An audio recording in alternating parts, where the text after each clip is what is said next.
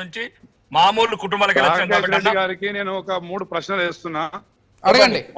మొదటగా మీరు అభివృద్ధిలో భాగంగా ల్యాండ్ అక్విజిషన్ అనేది ఇదేమన్నా మొదటిసారి జరుగుతుందా?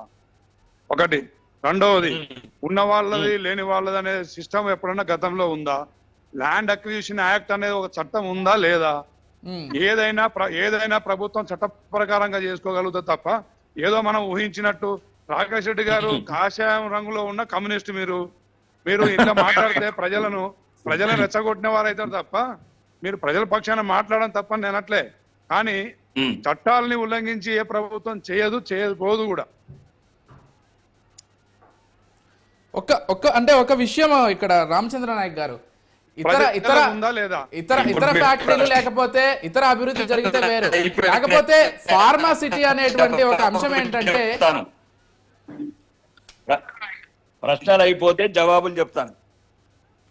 రామచంద్రన్న, నిన్న దయచేసి నిజ నిర్ధారణ కమిటీ వేయండి, ఆల్ పార్టీ మీటింగ్ పెట్టండి, మనం అందరం వెళ్దామన్నా. ఇప్పుడు మీరు రక్షణ శాఖ కోసం పరిగి నియోజకవర్గంలో లక్షల చెట్లను అక్కడ ధ్వంసం చేసి ఒక రక్షణ శాఖకు ల్యాండ్ అక్విజిషన్ కేంద్ర ప్రభుత్వం కోరింది.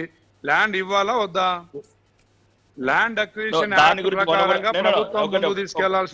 ప్రభుత్వానికి దేశ రక్షణకు కొంతమంది బంధువుల గురించి ముడిపెట్టకండి ప్లీజ్.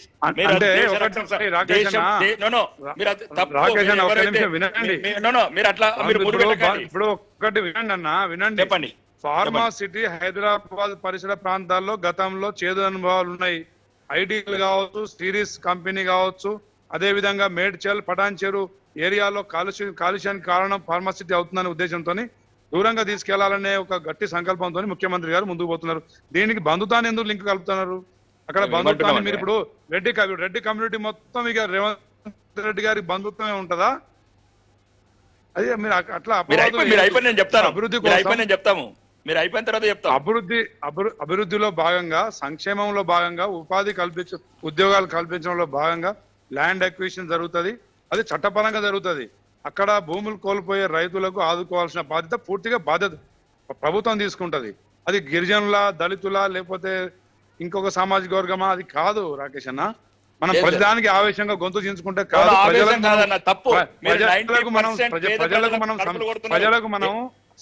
ప్రజలకు మనం అంటే ఎక్స్ప్లెయిన్ చేయాల్సిన బాధ్యత ఒక మేధావులుగా అన్ని పార్టీల వరకు ఉంటది. నిజంగా ల్యాండ్ అక్విజిషన్ కాకముందే ఎవరి కేటాయింపు జరుగుతుంది అనేది కూడా తెలిసిపోయిందా మీకు? ఇక ల్యాండ్ కేటాయింపులు ఎప్పుడు జరుగుతాయి? అక్విజిషన్ టోటల్ గా పూర్తిగా స్థాయిలో అయిన తర్వాత, ప్రజలకు పోవాల్సిన కంపెన్సేషన్ పోయిన తర్వాత, హక్కులు ప్రభుత్వానికి వచ్చిన తర్వాత కేటాయింపులు జరుగుతాయి. అక్కడ అక్విజిషన్ కాలేదు, కేవలం అక్విజిషన్ మీద పరిశీలన కోసం పోయి ప్రభుత్వ అధికారులు. అలా పోయిన అధికారుల మీద దాటి వరకు సబబు కేవలం ఖండిస్తున్నా అని చెప్పేసి మళ్ళీ ప్రజలను రెచ్చగొట్టే మీరు స్టేట్మెంట్లు ఇవ్వదు దయచేసి. మీరు మనోభావాలు, ఇప్పుడు మీరు దుబాయ్ లో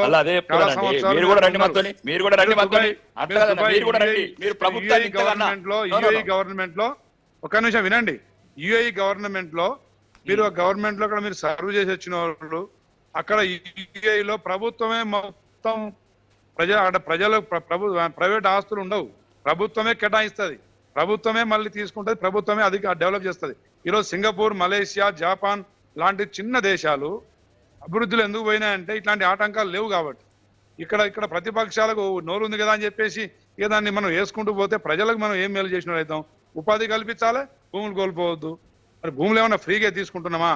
వాళ్ళకు కూడా నిర్వాసితులకు ఏదో విధంగా మనం మనోధైర్యాన్ని నింపాలా, అదే విధంగా వారికి కాంపెన్సేషన్ ఇవ్వాలా, వాళ్ళకు లబ్ధి జరగాలని డిమాండ్ చేయడం తప్పేం కాదు. ప్రజాస్వామికంగా ప్రభుత్వం అవలంబిస్తున్న విధానాలని మనం సపోర్ట్ చేయాల్సింది పోయి ఇక ఏ కాడికి ఇక డిఎస్సి నియామకాలు చేపట్టొద్దని ఒక ధర్నా, గ్రూప్ 1 పరీక్షలు నిర్వహించొద్దని ఒక ధర్నా. అంటే ఉద్యోగాలు ఇస్తుంటే కూడా గతంలో ఏమో ఇవ్వలేదని ప్రాణాలు కోల్పోయిన విద్యార్థులకు పాసటగా నిలబడ్డ ప్రభుత్వాన్ని ఇప్పుడు ధర్నాలతోని మళ్ళీ ప్రజల్ని రెచ్చగొట్టే కార్యక్రమం టీఆర్ఎస్ చేస్తా ఉంది. అంటే రామచంద్ర నాయక్ గారు ఇక్కడ ఒక క్వశ్చన్ రైజ్ అవుతుందండి. ఇప్పుడు ఫార్మాసిటీ అనేది ఎక్కడైనా ఏర్పడితే బురద జల్లే కార్యక్రమం రేవంత్ రెడ్డి గారు కావాల్సింది పేద ప్రజలు అట్లా కాదు. రామచంద్రన్న, నేను ఏమంటున్నాను, ఒకటి నిన్న చూసిన ఆవేదన పేద ప్రజల ఆవేదన. కొంతమంది 10 మంది దుండగులు ఉంటుండొచ్చు, నేను దాన్ని అన్న, ఖండిస్తున్నాను. ఆవేదన ఉంటది, ఆవేదన ఉంటది. ఆవేదన కాదన్నా, వాళ్ళ తాతల నేను చెప్పింది ముత్తాతల వినండి. దగ్గర నుంచి No. వాళ్ళు ఒక్కటి, వ్యవసాయం మీద డిపెండ్ అయిన కుటుంబాలు కాబట్టి ఆవేదన ఉంటది. రైట్. కానీ ఈ సమస్య మొట్టమొదటి సమస్య నా రాష్ట్రంలో అంటే మొట్టమొదటి ఓకే, రాకేష్ రెడ్డి గారిని చెప్పనివ్వండి. మీకు నచ్చిన భూములన్నీ తీసుకుంటారా? మల్లన సాగర్ లో లక్షల ఎకరాలు కనీస నిర్వాసితులకు కంపెన్సేషన్ కూడా ఇవ్వకుండా లాక్కున్నారు. ఖండించింది మీరే కదా, కనీసం పోరాటం 20 చేసింది గ్రామాలు మీరే కదా. తరలించిర్రు. ఖండించింది మీరే, పోరాటం చేసింది మీరే. లేదు, ఈరోజు మళ్ళా పేదల ప్రజాస్వామ్యంగా మీరు. ఖండించినాం. మేము ఖండించడం, మేము భూములు తీసుకోవద్దని అనలే. భూముల నిర్వాసితులకు లాభం చేయండి, కంపెన్సేషన్ సరైన పద్ధతిలో ఇవ్వండి, ఇచ్చిన తర్వాతనే గ్రామాలు ఖాళీ చేయించండి, వాళ్లకు పునరావాసం కల్పించమని ధర్నాలు చేసి ప్రజాస్వామికంగా ఈ విధంగా దాడులు అయితే చేయలేదు. అక్కడ కాంగ్రెస్ నాయకులు పేద ప్రజలని భయపెట్టి ఇబ్రహీంపట్నంలో 30,000 ఎకరాలు. అక్కడ కొడంగల్ జరిగింది ఒకటి. రామచంద్ర అన్న, కొడంగల్ జరిగింది దౌర్జన్యం. పేద ప్రజలను బెదిరించి మాకు ఇష్టం అలా మాట వినట్లేదు. మీరు ఎంత అడ్డొచ్చినా ఒక్క నిమిషం అన్న నిజామాబాద్ ఆర్మూర్లో ఒప్పుకుంటారా? ఎక్కడైనా ఒప్పుకోరు, ప్రజలు ఎక్కడ ఒప్పుకోరు.